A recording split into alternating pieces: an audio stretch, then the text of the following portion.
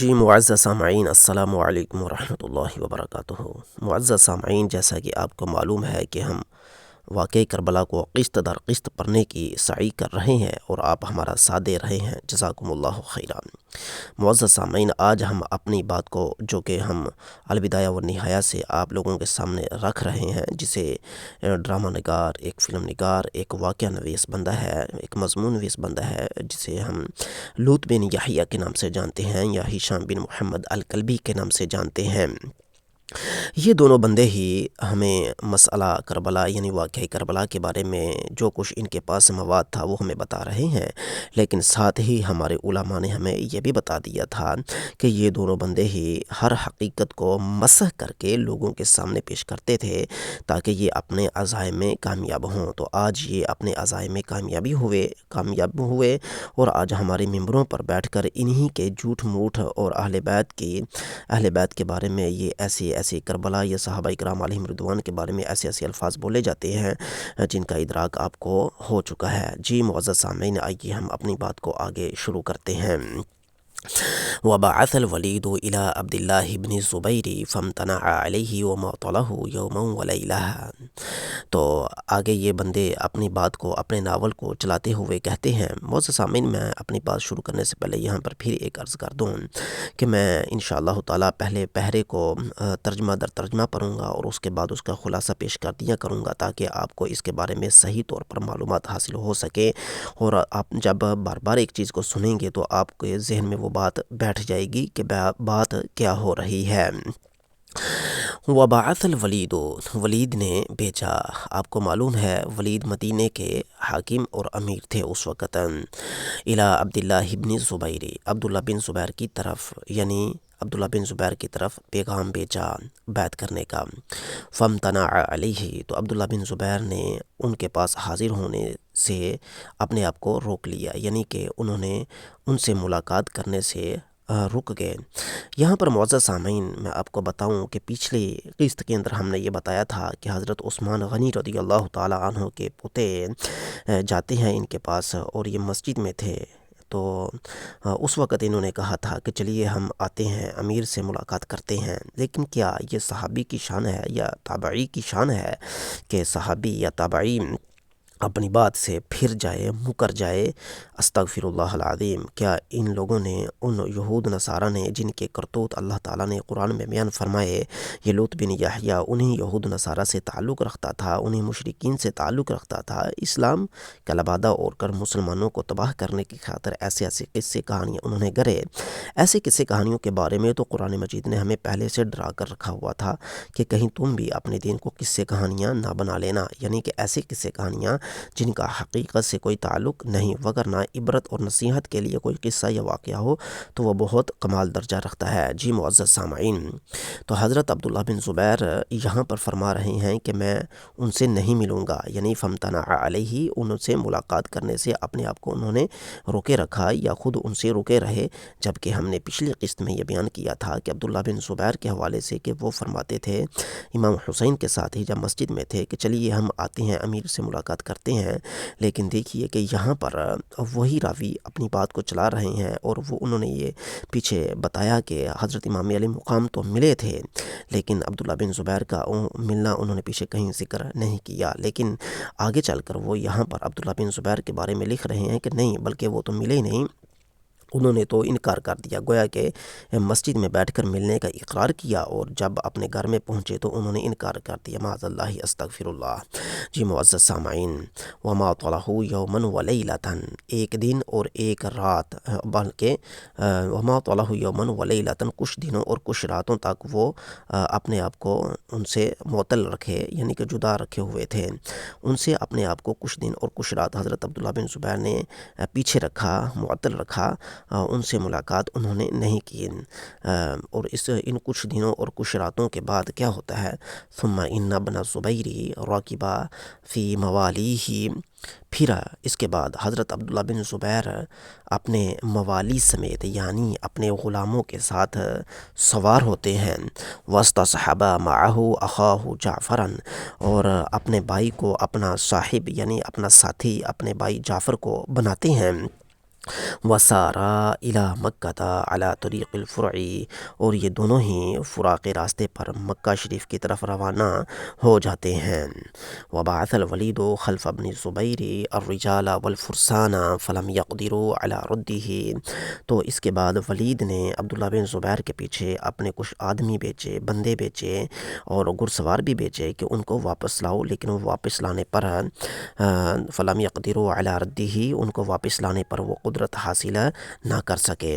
وقد قال جعفر لأخیہ عبداللہ، تو جعفر نے اپنے بھائی عبداللہ رضی اللہ تعالی عنہ سے کہا، وہما سائرانی، جب کہ وہ دونوں چل رہے تھے، متمثلا مثل بناتے ہوئے، بقولی صبیرۃ الحنظلی، صبیرۃ الحنظلی کی مثل، ان کے قول، ان کے شعر کی مثل بناتے ہوئے اپنے بھائی سے کچھ کہا۔ وہ کیا کہا انہوں نے؟ یہ شعر نیچے آ رہا ہے، ہم اس شعر کو پڑھتے ہیں۔ معزز سامعین، جتنی ہم نے ابھی تک آپ کے سامنے عبارت پڑھی ہے، ہم اس کا تھوڑا سا خلاصہ آپ کے سامنے پیش کر دیتے ہیں۔ بات یہ ہے کہ حضرت عبداللہ بن زبیر رضی اللہ تعالی عنہ سے یزید کی بیعت لینے کے حوالے سے ولید نے، جو مدینے کے امیر تھے، مطالبہ کیا، لیکن حضرت عبداللہ بن زبیر آگے سے ٹال مٹول کرتے رہے، اور وہ کچھ دنوں اور کچھ راتوں تک اپنے آپ کو ان سے انہوں نے چھپا کر رکھا، ان سے جدا رہے، ان سے انہوں نے ملاقات کو ترک کر دیا، بالکل ہی رشتہ ناتا ان سے توڑ دیا۔ کس کے بعد؟ جب کہ بیعت کی بات کی گئی تھی۔ پھر اس کے بعد انہوں نے اپنے غلام جو تھے، ان کے جو بھی سنگی ساتھی تھے، ان کو ساتھ لیا، اور اپنے بھائی جعفر کو اپنے ساتھ لیا، اور وہ مدینہ شریف سے مکہ شریف کی طرف فرا کے راستے پر چلتے ہوئے روانہ ہو گئے۔ تو راستے میں ان کے بھائی نے ایک شعر پڑھا تھا، وہ شعر یہ تھا، وَكُلُّ بَنِي أُمٍّ سَيُمْسُونَ لَيْلَةً وَلَمْ يَبْقَ من اعقابہم غیر واحد وکل بنی امی، ہر ماں کے بیٹے جو ہیں، سیمسون لیلتاً، راتیں گزارنے والے، ولم یبقى من اعقابہم، ان ماؤں کے بیٹوں کے پیچھے کچھ بھی نہیں رہا، غیر واحد، کوئی ایک بندہ بھی باقی نہیں بچا۔ یعنی کہ کیا مطلب ہے؟ مطلب اس بات کا یہ ہے کہ جو لوگ بھی راتوں کو سفر کرتے ہیں یا راتیں گزارنے والے ہوتے ہیں آزمائشوں میں، تکلیفوں میں، امتحانات میں، تو بھائی ان کے پیچھے کچھ بھی نہیں بچتا، یعنی ان کی آزمائشیں، ان کی تکلیفیں، سب کچھ ختم ہو جاتا ہے۔ تو یہ شعر گویا کہ اپنے بارے میں انہوں نے، یا جیسے بھی ان کے ذہن میں آیا، انہوں نے یہ شعر پڑھا۔ تو آگے سے حضرت عبداللہ بن زبیر کیا فرماتے ہیں؟ فقال سبحان اللہ ما اردت الی ھذا،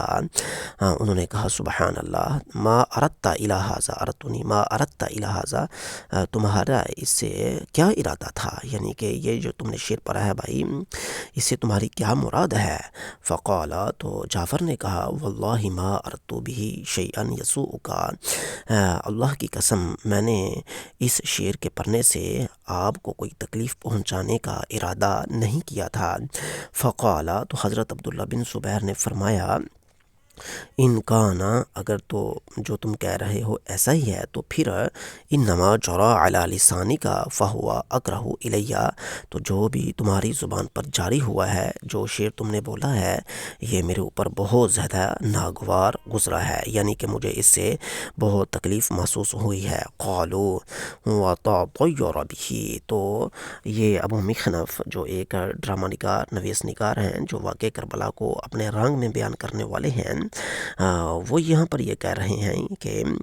لوگوں نے مجھے یہ کہا ہے کہ وتطیر بہ، کہ انہوں نے اس سے بدشگونی لی۔ یہ بھی دیکھیے کہ یہاں پر آ کر حضرت عبداللہ بن زبیر کو کہہ رہے ہیں کہ جی وہ ایک شعر سے بدشگونی لے گئے، حالانکہ معزز سامعین، آپ کو معلوم ہونا چاہیے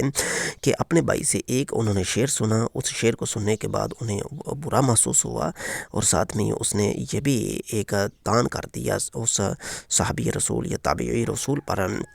کہ انہوں نے معاذ اللہ استغفر اللہ اس شعر سے بدشگونی لے لی۔ حالانکہ معزز سامعین، آپ کو پتہ ہونا چاہیے کہ ہمارے مسلمان بدشگونی کے قائل نہیں ہیں، بدشگونی نہیں بلکہ نیک فال تو لی جا سکتی ہے، لیکن بدشگونی نہیں لی جا سکتی۔ تو یہاں پر ایک معزز شخصیت کی طرف ایسے الفاظ کا استعمال کرنا کیا معنی رکھتا ہے، سوائے اس کے کہ ان کی شخصیت کو مجروح کیا جائے۔ یہ معزز سامعین، آگے بات چل رہی ہے، وہ وأما الحسین بن علی فإن الولید تشاغل عنہ بابن الزبیر، اور جو امام حسین رضی اللہ تعالی عنہ ہیں، بے شک ولید جو ہے ان سے عدم توجہی پر رہا، ولید کی توجہ حضرت امام حسین کی طرف نہ جا سکی ان دنوں میں جب کہ وہ عبداللہ بن زبیر کے ساتھ مشغول تھا۔ ہاں، بعض اوقات ان دنوں میں یہ ہوتا تھا کہ وجعل کل ما بعث الیہ، بعض اوقات کبھی وہ امام حسین کی طرف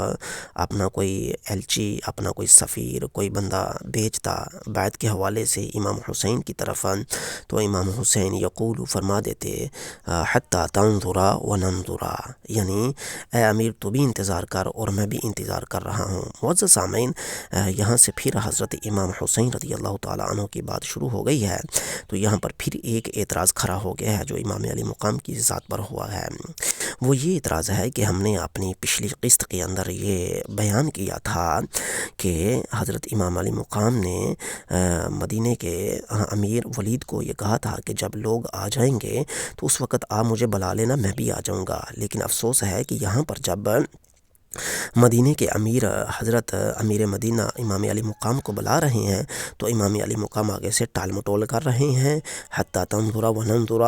فرما رہے ہیں۔ معزز سامعین، آپ خود اندازہ لگا لیں کہ کیا یہ امام علی مقام کی شان بیان کی جا رہی ہے، جبکہ اسی روایت کے پچھلے حصے میں امام علی مقام یہ فرما رہے ہیں کہ میں آ جاؤں گا، جب آپ کا حکم ہوگا تو میں آ جاؤں گا، جب آپ بلائیں گے اے امیر تو میں آ جاؤں گا۔ تو اس وقت وہ امیر سے صلح صفائی کے ساتھ اٹھ کر آ گئے تھے، لیکن اب جب امیر بلا رہے ہیں تو امام علی مقام نہیں جا رہے۔ اس کا مطلب یہ ہے کہ امام نے وہاں پر جھوٹ بولا تھا، یا ان رافضیوں کی طرح یا یہ جو قصہ نگار ہیں ان کی طرح انہوں نے بھی معاذ اللہ تقیہ کیا تھا، کہ یہ کہتے ہیں کہ تقیہ کرنا، تقیہ تو نبیوں نے بھی کیا ہے، اور یہ تقیہ حضرت امام علی مقام کی طرف بھی یہاں پر معاذ اللہ منسوب کر دیں گے۔ اچھا، آگے یہ ہے کہ ثم جمع اہلہ وبنیہ وراکب لیلۃ الاحد لیلتین بقیۃ من رجب من هذه السنة، پھر اس کے بعد امام علی مقام نے اپنے گھر والوں کو اور اپنے بیٹوں کو جمع کیا، اور وہ اتوار کی شب کو، جب کہ ابھی رجب کی مہینے کی 2 راتیں باقی تھیں اس سال کی، یعنی کہ 27 رجب تھی یا 28 رجب تھی، چونکہ اگر 30 کا مہینہ تو 28 رجب بنتی ہے، اگر 29 کا مہینہ ہو تو 27 رجب بنتی ہے۔ تو امام علی مقام نے اپنا امیر مدینہ سے ملاقات کرنے سے ٹال مٹول کرنے کے بعد اپنے بچوں کو جمع کیا، اپنے بیٹوں کو جمع کیا، اپنے گھر والوں کو جمع کیا، ازواج کو جمع کیا، اپنے جتنے بھی سنگی ساتھی تھے ان کو جمع کیا جو ان کے قریبی تھے، اور تمام کو انہوں نے ہفتے کی شب 27 یا 28 رجب کو سوار ہو کر ان کو لے کر نکل پڑے۔ اچھا، آگے کیا ہے کہ کب لے کر نکلے تھے؟ بعد خروج ابن زبیر بلیلۃ، عبداللہ بن زبیر کے کسی رات، عبداللہ بن زبیر جب نکل گئے تھے تو ان کے نکلنے کے کچھ راتوں کے بعد جو ہے حضرت امام علی مقام بھی مدینہ شریف سے نکل گئے تھے، یعنی کہ عبداللہ بن زبیر پہلے نکل گئے تھے، اور عبداللہ بن زبیر کے بعد حضرت امام علی مقام بھی کچھ راتوں کے بعد گزر گئے تھے۔ جیسا کہ معزز سامعین ہم پیچھے بھی یہ بات عرض کر چکے ہیں کہ کچھ دنوں اور کچھ راتوں تک جب امیر مدینہ عبداللہ بن زبیر کو بلاتے رہے تو انہوں نے بھی اسی طرح ٹال مٹول کیا، اور بالآخر وہ بھی مدینہ شریف سے نکل گئے، اور یہی صورتحال آگے چل کر ابو مخنف لوط بن یحییٰ حضرت امام علی مقام کی طرف منسوب کر رہا ہے، اور وہ یہ خود بھول چکا ہے کہ میں پیچھے یہ کہہ کر آیا تھا کہ حضرت امام علی مقام تو امیر مدینہ سے یہ بات پکی کر کے آئے تھے کہ جب آپ مجھے بلائیں گے تو میں آ جاؤں گا۔ معزز سامعین، ایک بات اور بھی یاد رکھیے گا کہ بغیر امیر کی اجازت کے شہر چھوڑنے کی اجازت نہیں ہوتی، بلکہ امیر سے اجازت طلب کی جاتی ہے کہ میں اپنی رہائش اس شہر سے لے جانا چاہتا ہوں، لیکن یہاں پر کوئی اجازت نہیں، بلکہ یہاں پر ایسا ہے جیسا کہ چوری چھپے کسی شہر سے نکل جانا، اور یہ راتوں کو چوری چھپے نکلنے کے مترادف ہے۔ معاذ اللہ استغفر اللہ، کہ ہم امام علی مقام کے متعلق یا حضرت عبداللہ بن زبیر کے متعلق ایسا سوچ سکتے ہیں؟ یہ ہمارا ایمان اور عقیدہ اس کی ہمیں اجازت نہیں دیتا۔ آگے سنیے، ولم يتخلف عنہ احد من اہلہ سوا محمد بن الحنفیہ، اور حضرت امام علی مقام جب مدینہ شریف سے نکلنے لگے تو ان کے پیچھے کوئی بھی بندہ ایسا باقی نہیں بچا تھا جو ان کا رشتہ دار یا ان کا کوئی قریبی ہوتا سوائے محمد بن حنفیہ کے۔ فإنہ قال لہ یا اخی، تو حضرت محمد بن حنفیہ نے اپنے بھائی سے کہا کہ اے میرے بھائی، واللہ لانت اعز اہل الارض علیہ، اے میرے بھائی بے شک آپ مجھے تمام عروے زمین سے زیادہ عزیز ہیں، یعنی آپ مجھے تمام باسیوں سے زیادہ عزیز ہیں، اس لیے وإنی ناصح لک، میں آپ کو ایک نصیحت کرنا چاہتا ہوں۔ اے میرے بھائی، یعنی کہ محمد بن حنفیہ اپنے بھائی کو نصیحت کر رہے ہیں کہ اے میرے بھائی، لا تدخلن مصرا من هذه الامصار، اے میرے بھائی آپ ان شہروں میں سے کسی شہر میں داخل نہ ہونا، یعنی کہ اے میرے بھائی آپ مدینہ شریف چھوڑ رہے ہیں تو آپ پھر ایسا کیجئے کہ کسی شہر میں جا کر سکونت اختیار نہ کیجئے۔ ولیکن اسکن البوادیہ والرمال، ہاں اگر آپ نے سکونت اختیار کرنی ہی ہے تو آپ بادیہ کی طرف تشریف لے جائیے، یعنی جس طرح کے قافلے در قافلے رہتے ہیں، کبھی اس جگہ ڈیرا لگا لیا کبھی اس جگہ ڈیرا لگا لیا، یا تو آپ اس طرح یعنی کہ بدوی زندگی کی طرف چلے جائیے، ایک دیہاتی زندگی کی طرف تشریف لے جائیے، پھر یا آپ صحرائی زندگی کی طرف تشریف لے جائیے، آپ ابھی کسی شہر میں نہ جائیے۔ آگے ہے وبعث الی الناس، اور پھر آپ نے ان دو چیزوں کے بارے میں جو کہ میں نے عرض کیا ہے کہ آپ یا پھر جو ہے بوادی زندگی کی طرف چلے جائیے یا آپ صحرائی زندگی کی طرف چلے جائیے، یعنی بدوی زندگی کی طرف چلے جائیے، دیہاتی زندگی کی طرف یا صحرائی زندگی کی طرف، اور وہاں پر جا کر نا آپ لوگوں کی طرف اپنا پیغمبر بھیجیے، لوگوں کی طرف آپ اپنا جو ہے وہ ایلچی روانہ کیجیے، اپنا بندہ روانہ کیجیے۔ وہ کیا کرے گا؟ وہ لوگوں سے آپ کی بیعت لے گا۔ فَإِذَا بَايَعُوكَ وَاجْتَمَعُوا عَلَيْكَ، تو جب وہ آپ کی لوگ بیعت کر لیں اور آپ کے اوپر سب لوگ جمع ہو جائیں، فَادْخُلْ فِيهِمْ، تو اے میرے بھائی پھر آپ اس وقت لوگوں میں داخل ہو جانا۔ وَإِنْ أَبَيْتَ إِلَّا سُكْنَ الْأَمْصَارِ، اور اگر میرے بھائی آپ کو میری نصیحت اچھی نہیں لگ رہی بلکہ آپ کا یہی ارادہ ہے کہ آپ کسی شہر میں ہی سکونت اختیار کرنا چاہتے ہیں، آپ بدوی یا آپ صحرائی زندگی میں نہیں جانا چاہتے بلکہ آپ شہری زندگی ہی اختیار کرنا چاہتے ہیں، تو اے میرے بھائی پھر آپ ایسا کیجئے کہ فَذْهَبْ إِلَى مَكَّةَ، کہ اے میرے بھائی پھر آپ مکہ میں تشریف لے جائیں اور وہاں پر جا کے آپ مکی زندگی گزاریے۔ فَإِنْ رَأَيْتَ مَا تُحِبُّ، پھر جو آپ پسند کریں آپ وہی کریں۔ وَإِلَّا، وگرنہ میری تو یہی رائے ہے کہ ترفعت إِلَى الْجِبَالِ وَالرِّمَالِ، کہ آپ یا تو پہاڑی زندگی کی طرف چلے جائیے یا پھر آپ صحرائی زندگی کی طرف چلے جائیے، یعنی کہ یا آپ بدوی زندگی کی طرف چلے جائیے یا آپ، چونکہ آپ معزز سامعین آپ کو معلوم ہونا چاہیے کہ یہ جو دیہاتی زندگی ہوتی ہے یہ پہاڑوں پر بھی ہوتی ہے اور یہ جنگلات پر بھی ہوتی ہے، تو اس لیے بوادیہ اور یہاں پر جبال کے الفاظ استعمال کیے گئے ہیں دیہاتی لوگوں کی طرف اشارہ کرنے کے لیے۔ امام علی مقام کے بھائی جو ہیں وہ اپنے بھائی کو یہ کہہ رہے ہیں کہ آپ نا شہروں میں نہ جائیے، اگر شہروں میں جانا ہے تو آپ مکے شریف چلے جائیے، وگرنہ میرا تو یہی خیال ہے کہ آپ مکے بھی نہ جائیے بلکہ آپ شہروں میں آپ جو ہے وہ دیہاتی زندگی کی طرف چلے جائیے۔ فقال له، تو امام علی مقام نے اپنے بھائی سے کہا جزاک اللہ خیراً، اے بھائی اللہ تعالیٰ آپ کو بہتر اجر عطا فرمائے۔ فقد نصحت واشفقت، آپ نے مجھے نصیحت کی ہے اور آپ نے مجھے شفقت پیار، آپ نے میرے ساتھ پیار کیا، شفقت کی، مہربانی سے آپ پیش آئے ہیں اور آپ نے مجھے ایک محبتانہ مشفقانہ نصیحت کی ہے۔ وسار الحسین الی مکہ، اور امام حسین رضی اللہ تعالیٰ عنہ مدینے سے مکہ شریف کی طرف روانہ ہو گئے۔ فاجتمع ہوا وابن الزبیر بہا، تو وہاں پر حضرت امام علی مقام اور حضرت عبداللہ بن زبیر دونوں کی ملاقات ہو گئی۔ معزز سامعین یہاں پر بھی ایک بہت بڑی خطا ہو رہی ہے جس کی طرف جو امام علی مقام رضی اللہ تعالیٰ عنہ پر ایک بہت بڑا حملہ ہے، اس کا روکنا اور اس کا دفاع کرنا ہمارے لیے ضروری ہے، چونکہ یہ جو ہم نے کربلا کو بیان شروع کیا ہے، کربلا کا بیان ہم نے شروع کیا ہے۔ یہاں پر ہمارا اصل مقصد آپ لوگوں کو یہ دکھانا ہے کہ یہ در حقیقت کربلا نہیں، بلکہ یہ صحابہ کرام اور اہل بیت پر بہتان تراشیاں ہیں، تان زنیاں ہیں، ان کی فہم و فراست کو کم کرنا ہے، ان کے علم کو کم کرنا ہے، ان کے تقوی کے معیار کو گرانا مقصود ہے یہاں پر دیکھیے، میں نے ابھی آپ کے سامنے حضرت محمد بن حنفیہ کی نصیحت پڑھی جو انہوں نے اپنے بھائی حضرت امام علی مقام سے اس وقت کی تھی جب آپ مدینہ شریف چھوڑ رہے تھے۔ تو دیکھیے یہاں پر محمد بن حنفیہ اپنے بھائی امام حسین کو کہہ رہے ہیں کہ آپ لوگوں سے بیعت لیں،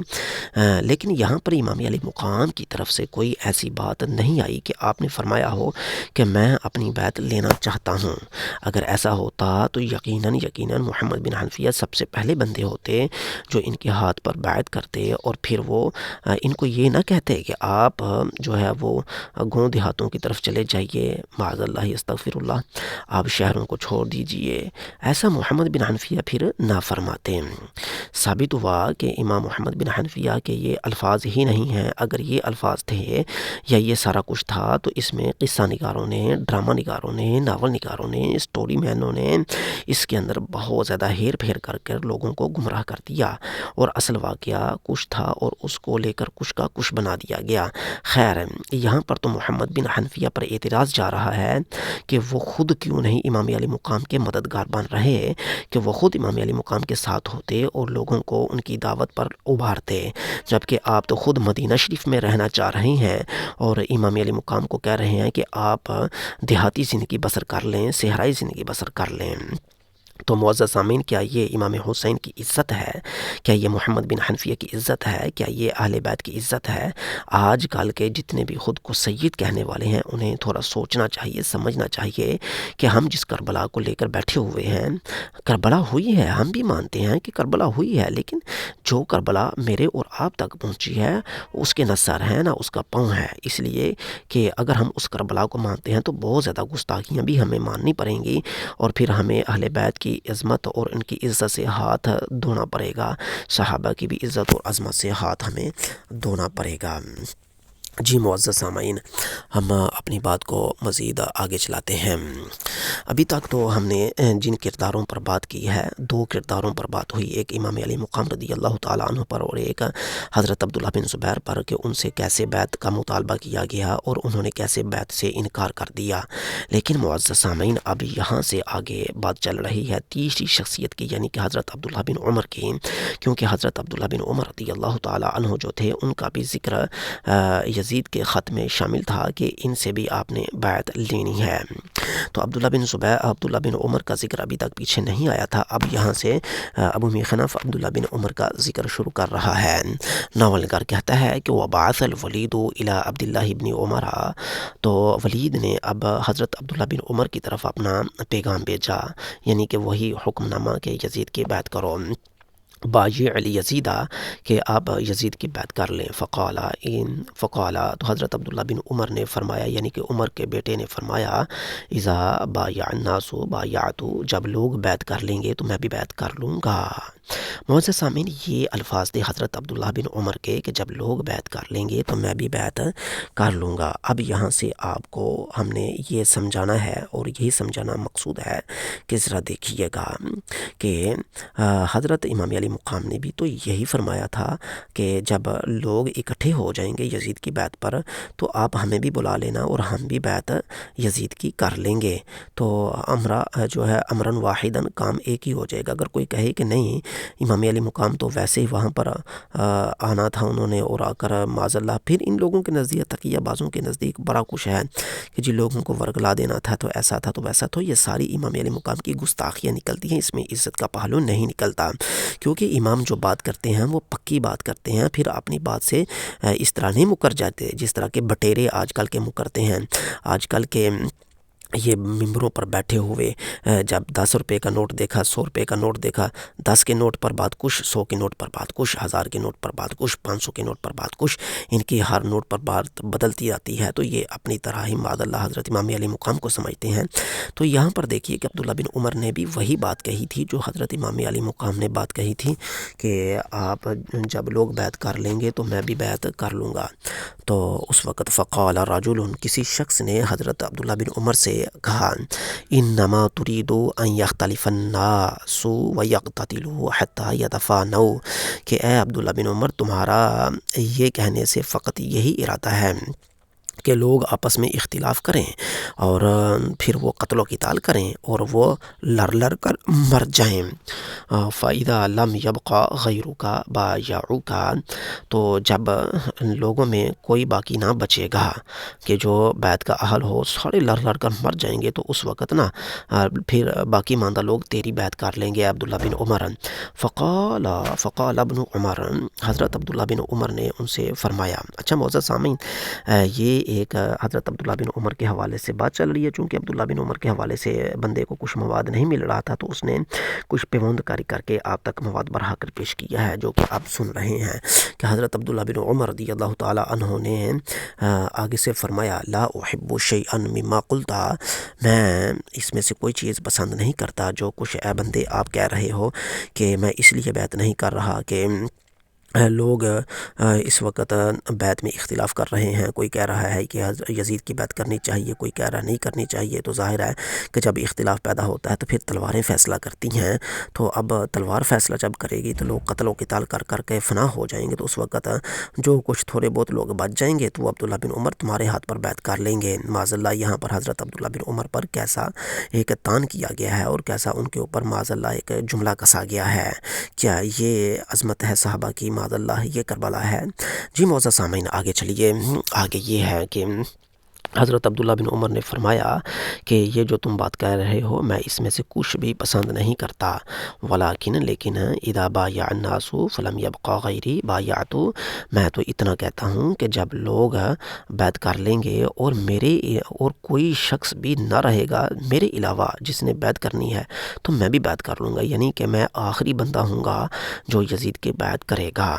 اچھا معزز سامعین، اگر یہ بات کو ہم تسلیم کریں، جس طرح کہ یہ ممبروں پر بیٹھ کر کربلا پڑھنے والے بڑی جوش و جذبے سے یہ باتیں بیان کرتے ہیں، تو اس سے ایک بات ثابت ہوگی، وہ یہ بات ثابت ہوگی کہ حضرت امام علی مقام نے بھی بیعت کر لی تھی، کیونکہ یہاں پر عبداللہ بن عمر فرما رہے ہیں کہ میں اس وقت بیعت کروں گا جب میرے علاوہ کوئی اور رہ نہ جائے گا، تو ظاہر ہے کہ انہوں نے سب سے آخر میں بیعت کی، تو حضرت امام علی مقام نے بیعت کر لی تھی۔ اگر امام علی مقام بیعت نہ کرتے تو حضرت عبداللہ بن عمر بیعت نہ کرتے۔ اب آپ کہیں گے کہ عبداللہ بن عمر نے کہاں پر بیعت کی ہے؟ جی ان کی بیعت کا ذکر تو بخاری شریف کے اندر بھی موجود ہے،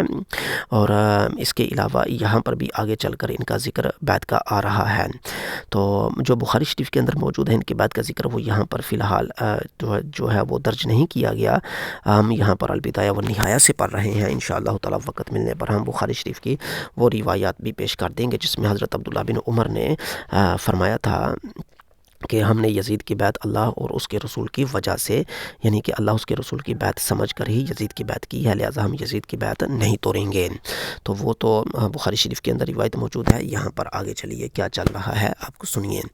آگے یہ ہے کہ قال، راوی کہتا ہے یعنی کہ ابو مخنف کہتا ہے، فترکوہ وکانوا یتخوفونہ،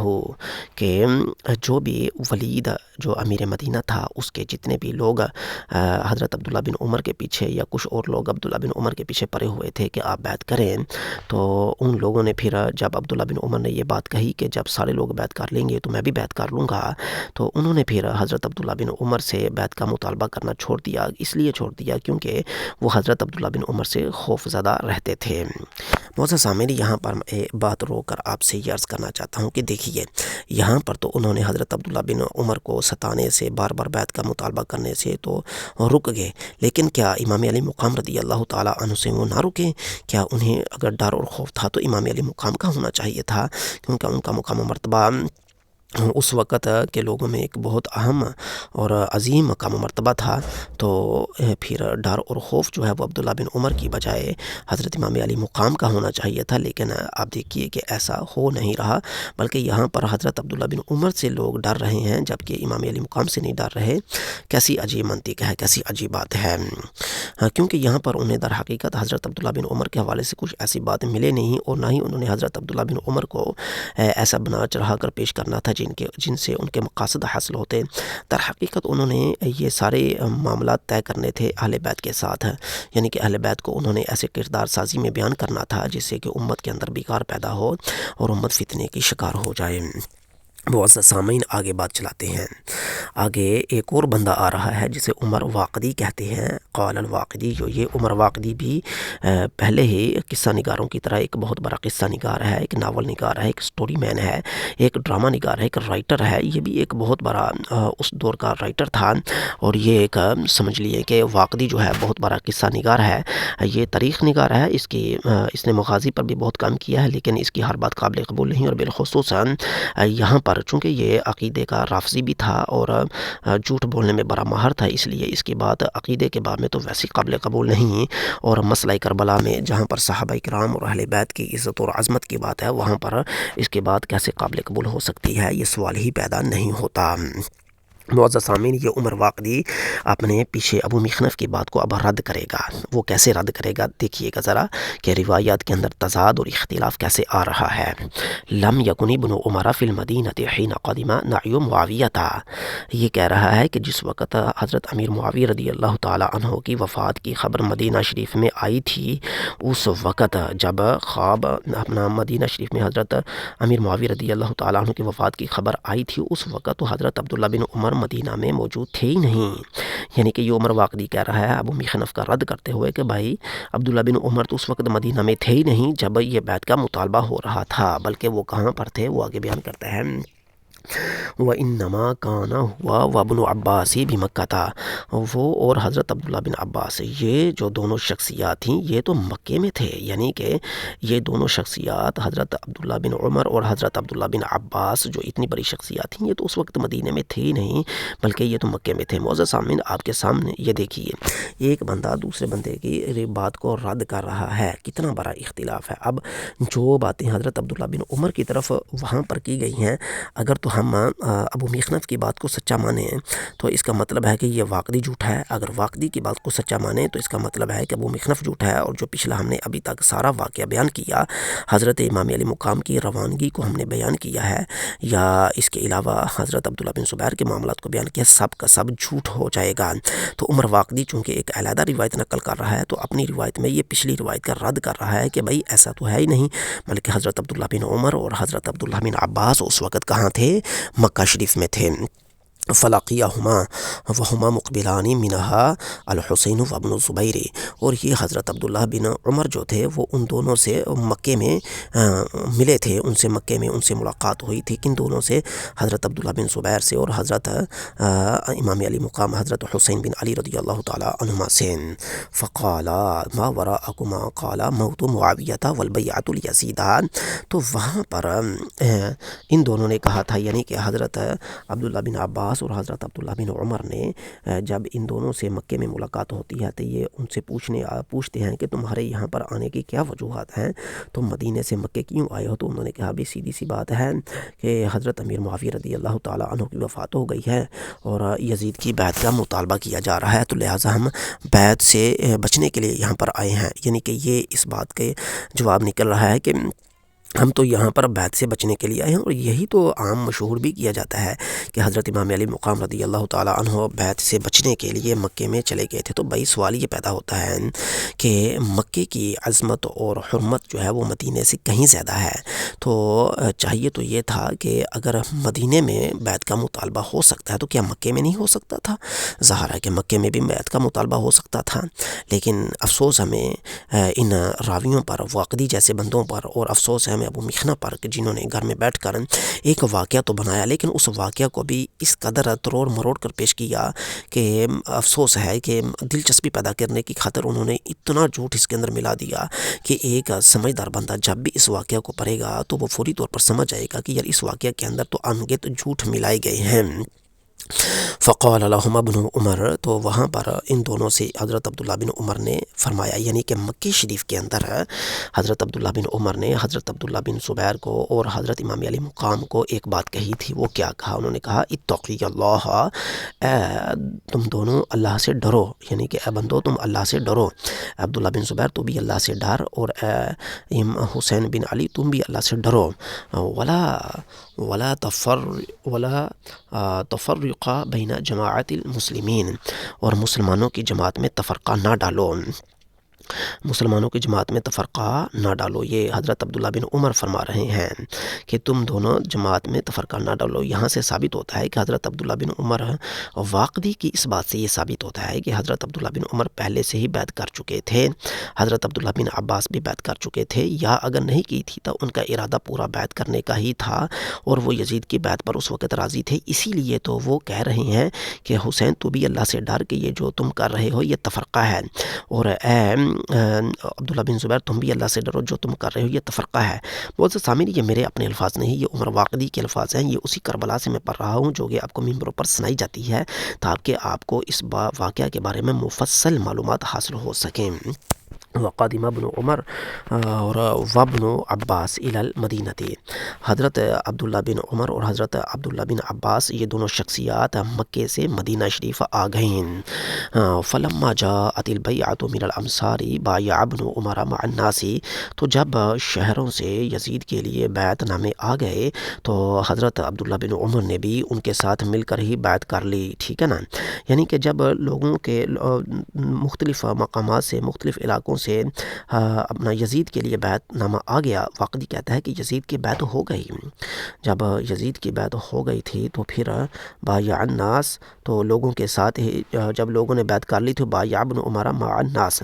تو لوگوں کے ساتھ ہی حضرت عبداللہ بن عمر نے بھی بیعت کر لی تھی۔ اچھا معزز سامعین، میں اپنی بات کو اسے آگے بھی چلاؤں گا، لیکن بات یہ ہے کہ یہاں پر ایک نمبر حاشیہ دیکھیے کہ اس سے نیچے آپ آتے ہیں تو ایک نمبر حاشیے میں بایع لکھا ہے۔ اس بایع کا مطلب یہ ہے کہ حضرت عبداللہ بن عباس اور حضرت عبداللہ بن عمر ان دونوں نے ہی یزید کی بیعت کر لی تھی۔ اب یہاں سے آپ کو سمجھ آنا چاہیے